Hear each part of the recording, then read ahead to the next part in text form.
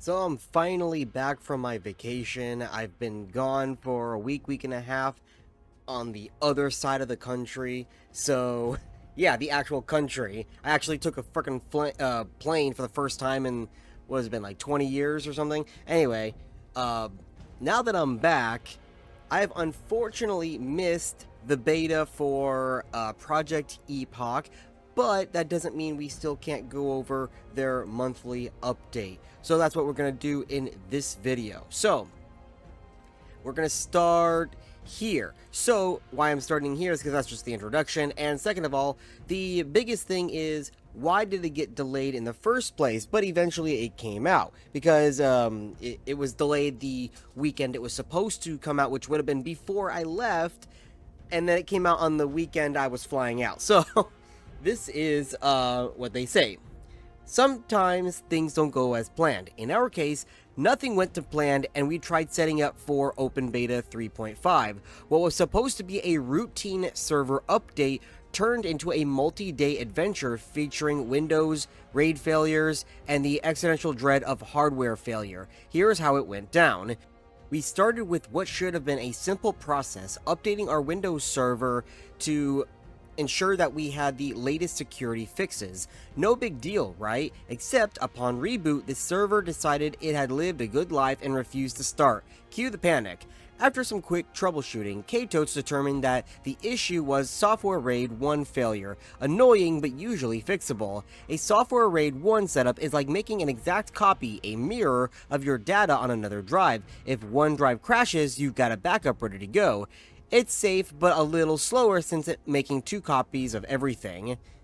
So we begin the usual RAID buildup process, and it failed twice. After several hours of attempts, we accepted that this was something deeper, and we reached out to OVH, our server provider. Then we waited and waited some more. When OVH finally got back to us, the news was grim. Both of our disks had failed. That's right, our RAID wasn't just in trouble, it was completely toast. At this point, we entered full whelp mode.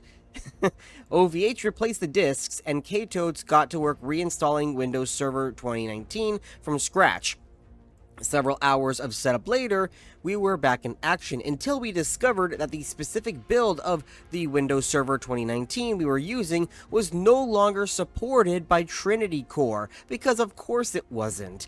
Faced with no better option, we bit the bullet and upgraded straight to a Windows Server 2022. Another full reinstall, another round of configuration, everything from scratch. At this point, exhaustion was setting in, but we finally restored our backups, rebooted our server, and got everything working again. What should have been a simple update turned into days of chaos. But on the bright side, we are now set up with a fresh system that will last us several more years. At least we won't have to deal with this again anytime soon, hopefully.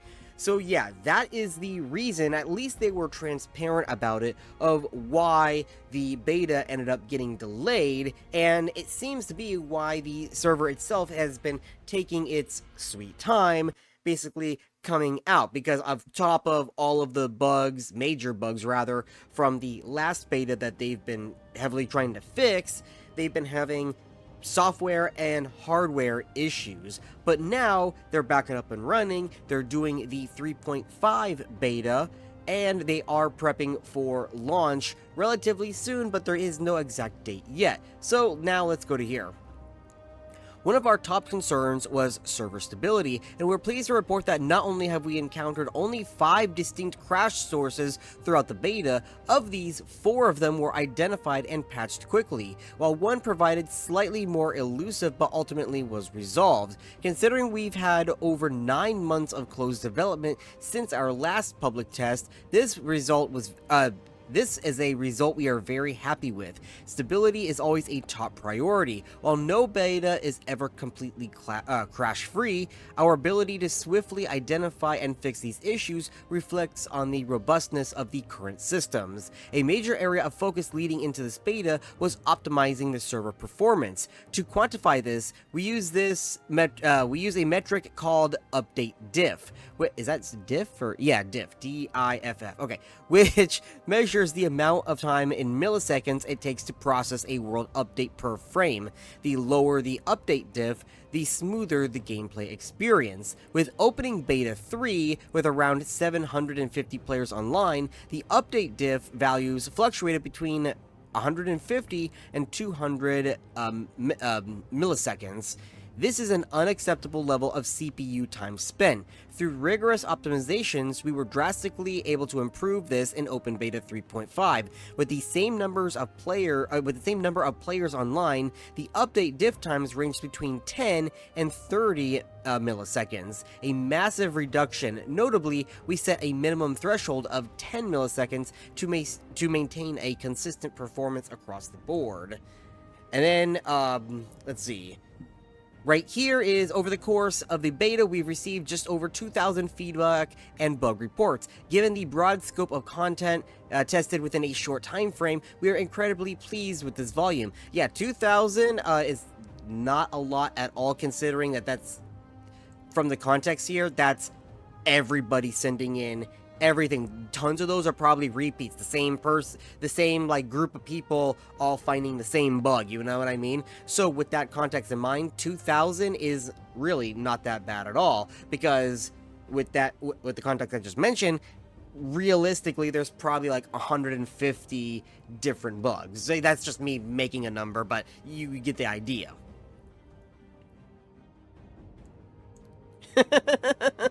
Feedback details. I actually didn't see this the first time I ran through it. You see what it says under body? That's funny. Let's see. So we're gonna skip a little bit ahead because that's just talking about bugs and stuff. That's the same thing that they write in every monthly thing. So now, dungeon difficulty and class balance. One of the most exciting aspects of this beta was watching players tackle dungeons. We intentionally refrained from making any significant tuning changes to the dungeon difficulty since beta 3. Instead, we focused solely on fixing bugs and left encounters largely unchanged. This allowed us to directly measure the impact of our extensive class reworks, fixes, and balance adjustments. The overwhelming feedback: the dungeons were too hard. To us, this was a massive win, a strong validation that our class changes have made meaningful progress. Wait, I'm not understanding this. So the dungeons were too hard, meaning characters were underpowered, therefore they think it's a success.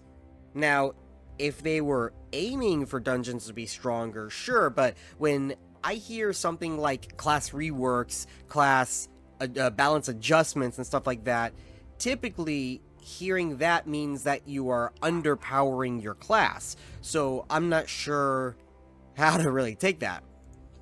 Because we left dungeons untouched, yet they felt harder, we know that class tuning is getting to where it needs to be. Based on this beta, we will now be fine-tuning NPC health, damage, abilities, and other encounter mechanics to better match what players are capable of. Okay, so from there, they are going to be fixing it to make it a bit easier. I don't think that they're planning on making it dirt easy. It's probably just so it's going to be beatable, you know what I mean? And considering they said that they were too hard rather than just they were hard. So anyway, let's go down here to content polish and quest adjustments. So, well, right here, real quick, let's just cover this because I know you're probably screaming at me. Some of you played poorly and struggled due to skill issues rather than raw difficulty. So there you go. Many players were using very bad gear, particularly in leveling dungeons, and at level 60, dungeon pacing was significantly better, which is reassuring. Anyway, besides saying skill issue, get good, let's go down here. So, content polish and quest adjustments. They are correcting grammatical errors and improving quest clarity. So I guess that's a rewriting of quest text if something is not clear enough. Ensuring quest rewards adhere to our stat guidelines. This will involve nerfs and rebalancing where necessary. Extending this review process to professions, ensuring crafted items remain balanced and do not introduce unintended power spikes. Now, from what I remember in the betas, I don't believe I ever saw any new items that were overpowered. I think I found like some that were pretty good, but I don't think I found any that were overpowered, but that may have just been my experience. The website update. Due to the challenges faced during the setup and focused on the beta 3.5, our upgraded website has fallen behind schedule. We are prioritizing its completion this month and aiming to deliver the community to the community as soon as possible. Main focus now is creating custom graphics, especially for key areas like the home page. Okay, and looking ahead, here's where we're going to end the video. So, with the opening beta 3.5 now behind us, we are closer than ever to locking in our core systems, class balance, and content tuning. The feedback we gathered from the community has been invaluable, and we are excited to continue refining the project. Here is a quick rundown of our next priorities: finalizing class balance and addressing the last handful of outstanding spell-related bugs, tuning dungeons based on the value feedback we received during this beta, continuing the polish pass across questing, rewards, professions, and general gameplay systems, performance testing to ensure that our optimizations hold up under increasing player loads. We are extremely pleased with how beta 3.5 went. The response of the community was overwhelmingly positive, and we feel confident that the beta experience has not negatively impacted our internal timelines in any major way. The testing helped us solidify our direction, and we are more certain than ever that we are on the right path. While we are not giving a specific launch date just yet, rest assured that we are in full steam ahead, making excellent progress. We are quickly approaching to where the game itself will no longer be bottlenecked, instead shifting on infrastructure around the game, ensuring we have the systems in place to support a thriving, active private server community. So, there you go. So, the takeaway from this: they definitely have improved since the last beta, it looks like, because the last, out of the three, because I'm only going to count the three major betas, not the 2.5 one that we did earlier last year.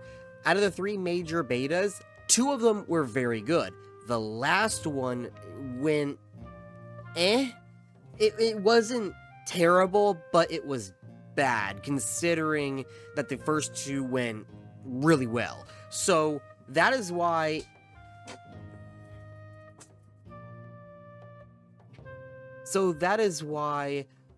it's been taking a lot longer for the server to come out, because I believe it was actually supposed to be out by now, but now it's gonna probably, if I had to guess, because originally I estimated it was supposed to be out by now, which if it had continued the original timeline, it would have been, but given what happened in beta 3, I'm estimating probably summer to fall is where I think that the actual launch is going to be. That's my guesstimation. I don't know for sure. So what do you guys think? Do you think it's going to come out around summer, fall time-ish, or do you think it's going to be another year before we finally see this server that's been in development for probably 4 years now? I think I started covering this in 2020, 2021, roughly. So yeah.